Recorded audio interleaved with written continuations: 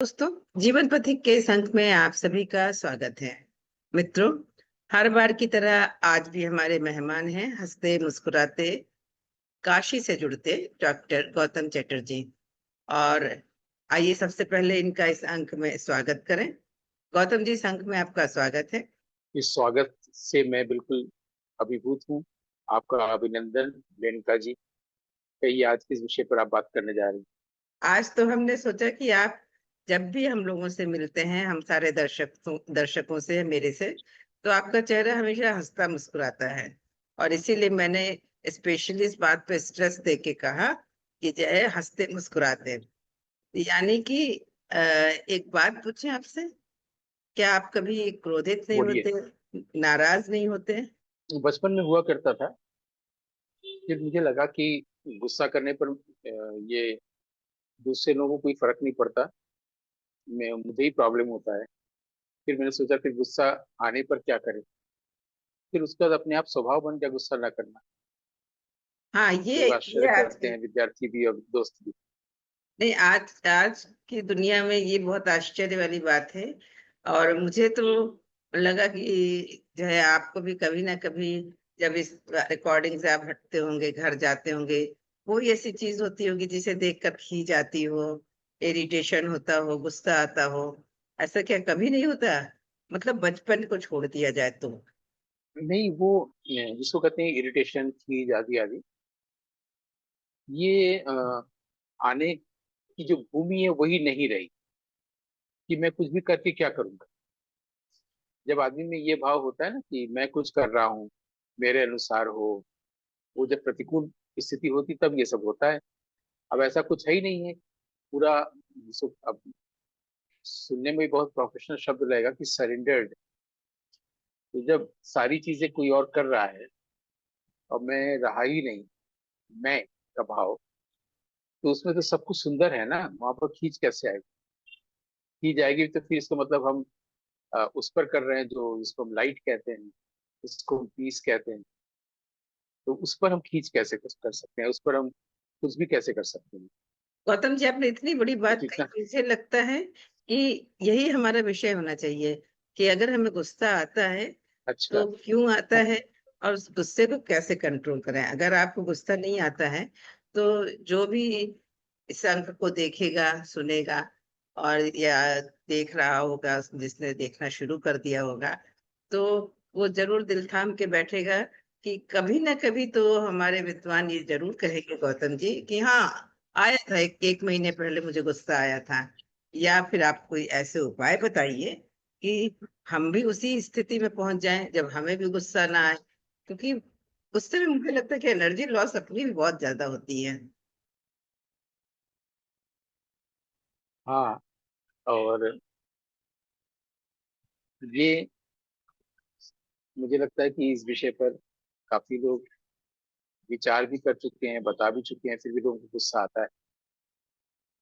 और इतने दिनों से, इतने वर्षों से आपने मेरे व्यक्तित्व को भी ये जान लिया है कि मैं उसी विषय पर बोलता हूँ जो मैं खुद अपने ऊपर कर चुका हूँ। जो चीज, जैसे मान लीजिए कि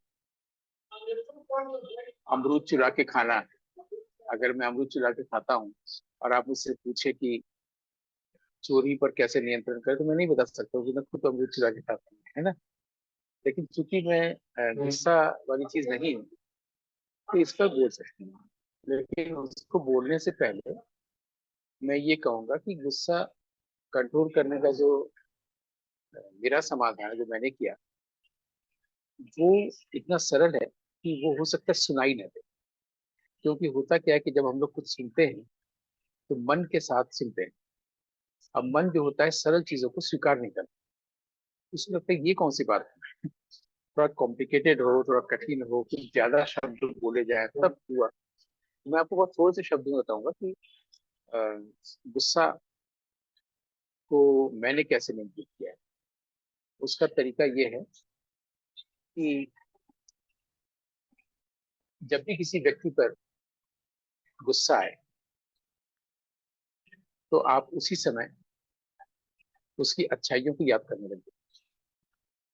मैंने ये किया, और मुझे इसका लाभ मिला, शांति मिली, इसलिए मैंने कहा। तो मैंने समाधान का उत्तर दे दिया। अब ये इतना सरल है कि इसको सुनना ही मुश्किल है, इसलिए मैं ये थोड़ा इसको डिटेल करता हूँ। नहीं, ये तो आपने जैसा बता कि दिया। एक एक चीज जरूर मैं पूछूंगी, उसके बाद आप डिटेल कीजिएगा। कि जो व्यक्ति पे गुस्सा है उसकी अच्छाइयां देखना शुरू कर दें, याद करने लगे उसकी अच्छाइयां। लेकिन ये मंत्र आपको किसने बताया? ये मैंने खुद से किया, क्योंकि मैं जैसे कि बताइए, बचपन में होता था, हम लोग तीन भाई बहन थे, और मेरे तुरंत बाद जो मेरी बड़ी बहन थी, हम लोग खेलते थे साथ साथ। तो अक्सर ही हम लोग झगड़ा करते थे। और फिर, और जब भी हम लोग माँ के पास शिकायत लेके जाते थे, तो माँ कोई रिस्पॉन्ड भी नहीं करती। अगर मैं अगर कहूँ कि दीदी ने मुझे मारा है या कुछ किया है, तो वो कहती थी, अरे तुम लोग का ये चलता रहता है, तो अभी तुम लोग दोस्ती हो जाएगी। बहुत बुरा लगता था।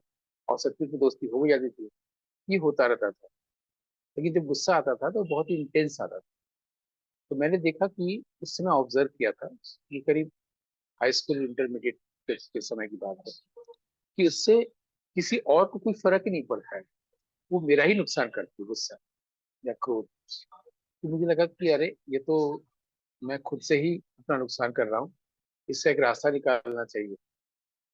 तो मैंने एक दिन ऐसे खुद से एक्सपेरिमेंट किया था। मैं बचपन से ही बहुत एक्सपेरिमेंट करता रहा हूँ चीजों को लेकर। उससे मेरा कुछ को नुकसान भी हुआ है।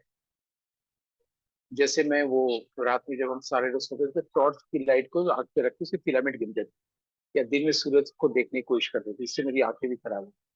मेरे मेरे घर में जेनेटिकली किसी की आंख नहीं खराब। ये सब एक्सपेरिमेंट करने से हुआ। कोई इसमें बताने वाला नहीं था, तो ऐसा हुआ। तो मैंने एक्सपेरिमेंट किया।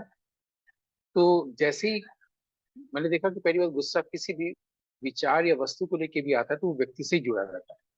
यानी व्यक्ति पर ही गुस्सा आता है। तो अगर उस व्यक्ति की उसी समय अपोजिट कर दो, थिएटर वगैरह में भी रुचि थी, वहां पर अपोजिट का सिद्धांत होता है। तो अगर उसकी अच्छाइयों को तुरंत याद करने लगे, तो हमने देखा चमत्कार घटता है। फिर बड़े होकर मैंने देखा बहुत सारे लोग कहते हैं कि जब भी गुस्सा आए तो पानी पी लिया करो। तो पानी होगा तो पिएगा, आसपास में पानी होगी तब। दूसरी बात है, कौन पानी दे, और पानी पीने का ख्याल भी कैसे आए, ये तो मुझे नहीं जचा। दूसरा था कि अपनी सांसों को देखिए, तो स्लो डाउन होता है। ये होता है अगर गुस्सा है, और अगर आप अपनी सांस धीरे धीरे ले, तो होता है, क्योंकि सांस और मन का सीधा रिश्ता है। अगर आप मन को कंट्रोल करते हैं तो सांस कंट्रोल हो जाती है, सांस कंट्रोल को करते हैं तो मन कंट्रोल हो जाता है। ये दोनों एक ही चीज है। लेकिन जिस वक्त गुस्सा आया रहता है, उस वक्त सांसों को कंट्रोल करने की जगह पर मन करता है कि जिसकी वजह से मेरा खून उबल रहा है, खौल रहा है, सीधे उसकी उसको मार डाला जाए। ये आता है। ये सब भाव आते हैं जब कोई अप्रिय बोलता है, या कुछ भी षड्यंत्र करता है, कुछ भी बोलता है, अपमानित करता है, गाली देता है, तो ऐसा उसको मारने का, फिर मार डालने तक का। फिर मैंने देखा कि आपने भी गौर किया हो, कभी आपने नहीं देखा हो कि पांच छह गधे मिलकर किसी सातवें गधे को किल कर रहे हैं, या तीन चार ऊंट मिलकर किसी ऊंट की को मार डाल रहे हैं। कभी भी मैंने नहीं पाया पांच छह शेर मिलकर छठे हुए शेर की हत्या कर रहे हैं। तो पूरी दुनिया में मैंने कहीं नहीं देखा कि छह सात चिड़िया मिलकर एक दूसरी चिड़िया को मार रहे हैं। कभी नहीं देखा। लेकिन इंसान ने देखा, उसको, एक इंसान दूसरे इंसान को मारने की इच्छा रखता है, मार डालने की इच्छा रखता है, और मार डालता है। ये जब तब देख सकते हैं। ऐसा नहीं कि 1757 में एक बार हुआ था, एक बार त्रेता युग में हुआ था, ऐसा नहीं। किसी भी पल, दिन भी छोड़ दीजिए। ये सिर्फ मनुष्य की दुनिया में ही होता है कि एक दूसरे को मारता है, मार डालना चाहता है और मार डालता है। तो ये क्रोध की ये चीज होती है। फिर बाद में हम लोगों ने वेद वेद में भी पढ़ा उस दिनों की, जब राजाओं को या लोगों को बताया गया है कि आप किसी से बदला लेने जा रहे हैं, युद्ध करने जा रहे हैं, तो इसके मंत्र बनाए गए हैं। क्योंकि जब आपको गुस्सा ही नहीं आएगा, तो आप बदला लेंगे ही नहीं, आप लड़ने जाएंगे ही नहीं, युद्ध होगा ही नहीं। गुस्सा आएगा तब तो गुस्सा आए उसका भी मंत्र वहां पर बताया गया। ये सब मैं देखते बड़े हुए, फिर लोगों ने कहा कि सांस को कंट्रोल करना, वो होता नहीं। क्योंकि मैंने खुद ऑब्जर्व किया कि जब ऐसा होता है, गुस्सा आता है, तो मन की गति, सांस की गति बहुत तेज हो जाती है, ब्लड प्रेशर बढ़ जाता है ना। मतलब हमारे शरीर में जो कि जीन है या जो सेल्स का जो ऑर्गेनाइजेशन है वो डिस्टर्ब हो जाता है। जो दो चीजों को बहुत सीधे इफेक्ट करता है, एक तो ब्लड प्रेशर, दूसरा शुगर, उसी से होता है।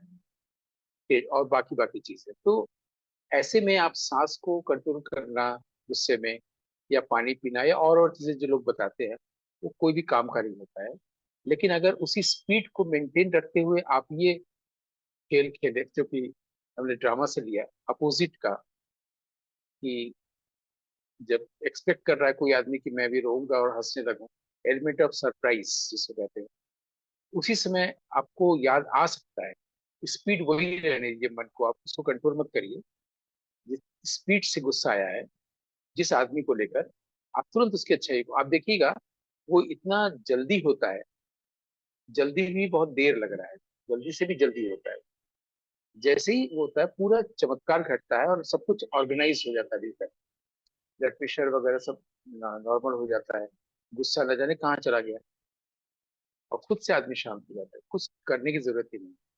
तो अपने ही माइंड का यूज, माइंड के ही विरुद्ध, यानी माइंड को ही धोखा देना, माइंड को ही बिट्रे करना, सीधी सीधी इसको ऐसी भाषा बोला सकते हैं कि हम अपने मन को धोखा दें। क्योंकि मन जो है एक्चुअली एग्जिस्ट करता नहीं, वो एक भूत है जो हमारे लिए सारी प्रॉब्लम क्रिएट करता है। तो भूत को ही डरा दिया जाए, भूत से डरने की जगह।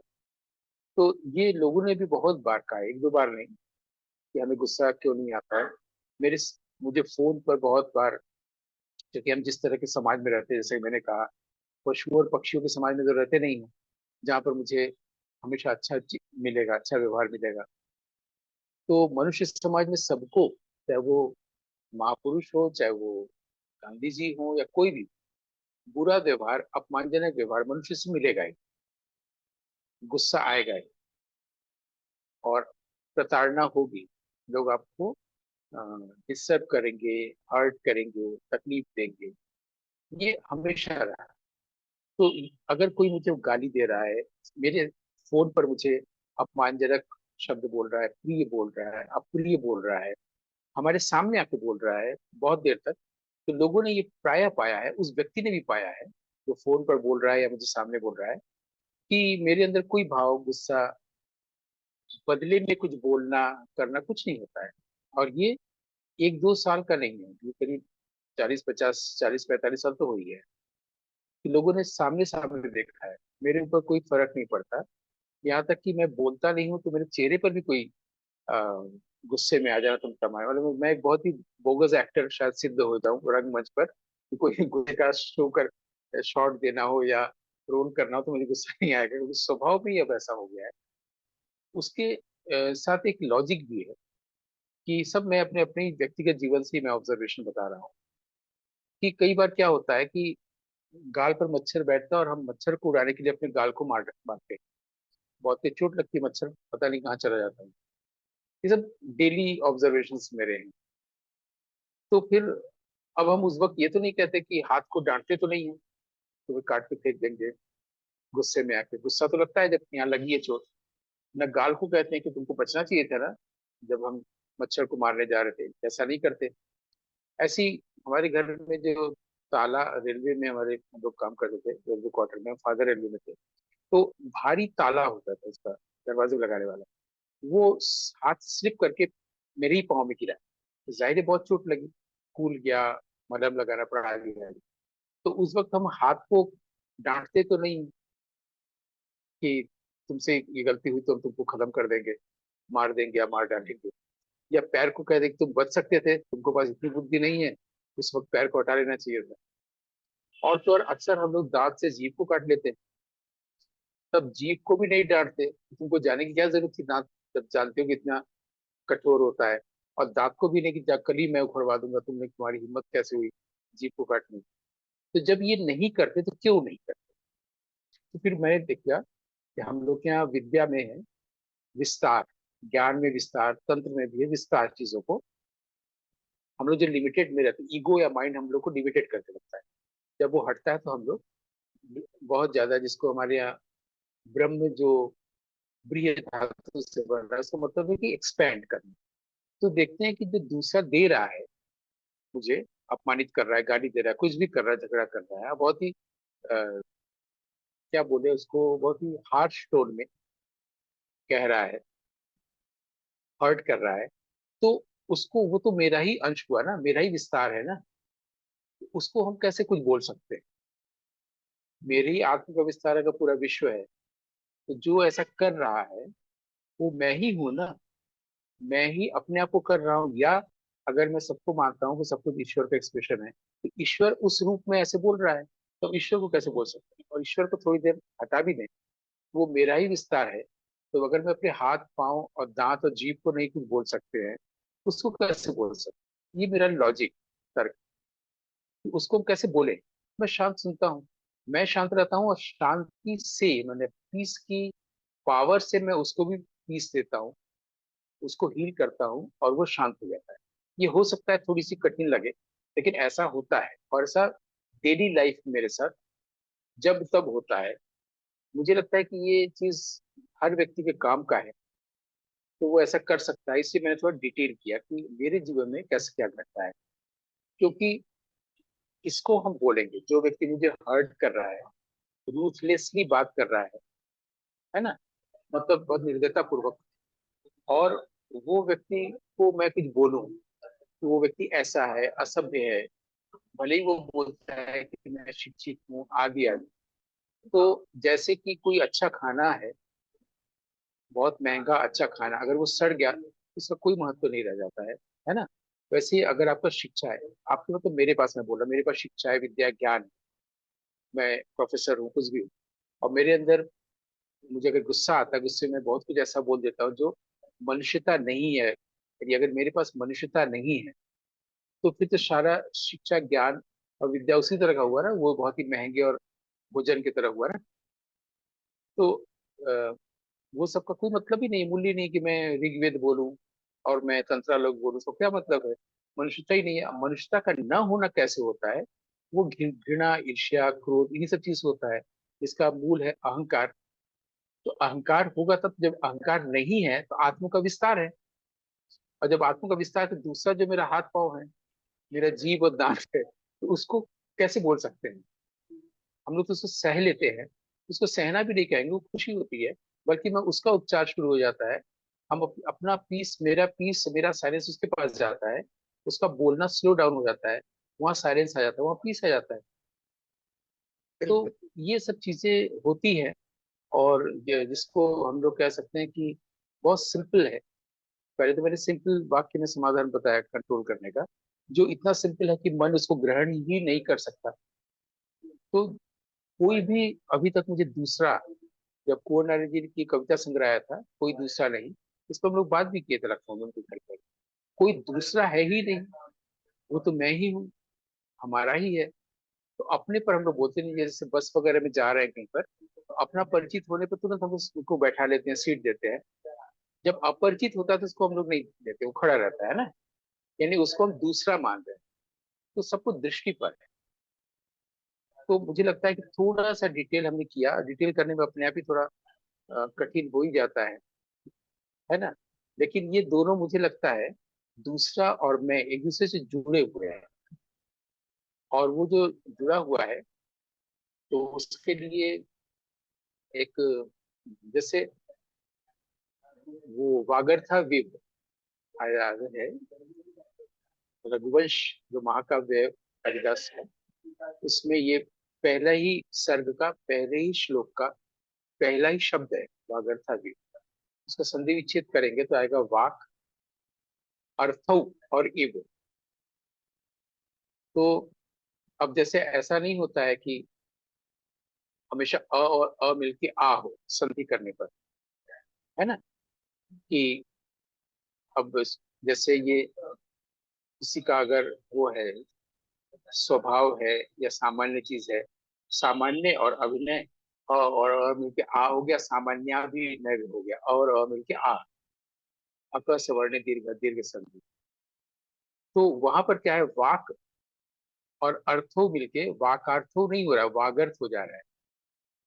वाक और अर्थ ग हो जा रहा है, वहां पर अ और अ मिलके आ नहीं हो रहा, वो जशत्व संधि के कारण। और फिर वागर्था विव, वो इव है, वहां पर अयादि संधि है। उससे पूरा कालिदास के पहले श्लोक का पहला शब्द हो रहा है। वो कहना चाह रहे हैं कि शब्द और जैसे एक दूसरे से अभिन्न है, वैसे शिव और पार्वती एक दूसरे से अभिन्न है। मैं ऐसे शिव और पार्वती को प्रणाम करता हूँ, ऐसे वो शुरुआत कर। तो जब वहां से शुरुआत हम कर सकते हैं, महाकवि कालिदास से पढ़ते हैं, उसको जीवन में क्यों नहीं देख सकते हैं कि मेरे और आपके बीच में कोई अलग है ही नहीं है। जिस शब्द और अर्थ को अलग नहीं किया सकता है, वाक और उसके अर्थ को वागर्थ, वैसे ही ऑल वी आर इनसेपरेबली वन।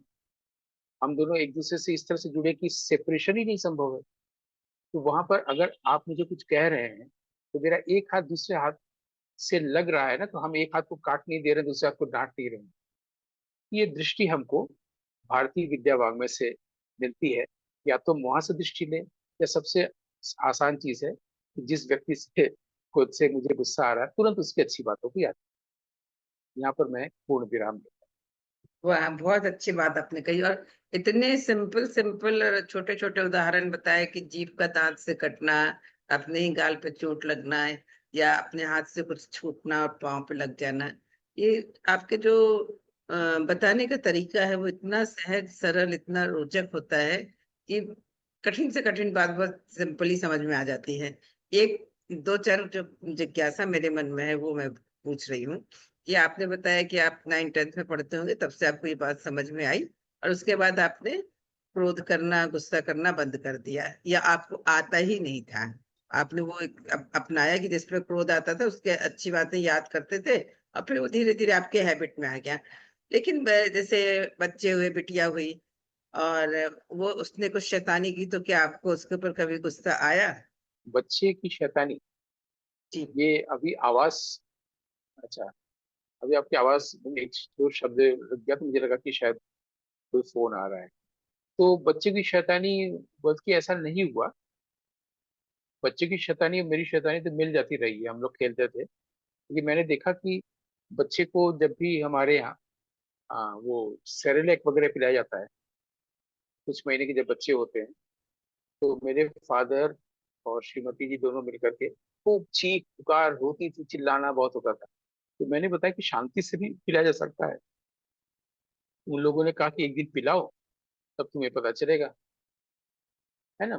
तीनों लोग मिलकर चिल्लाते थे, मतलब वो दो बड़े लोग भी और बच्ची भी। तो हम लोग सोफे पे बैठे, और सेरेलैक वो दिया गया कटोरी में।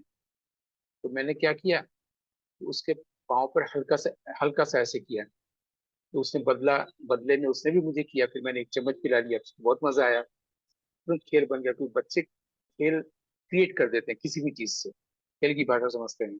मैंने फिर उसको फिर 2 बार किया ऐसे, तो उससे भी 2 बार मुझे मारा, फिर मैंने एक चम्मच और पिला दिया। ऐसे करते हम लोग हंसते हंसते खेलते करते पूरी कटोरी खाली हो गई।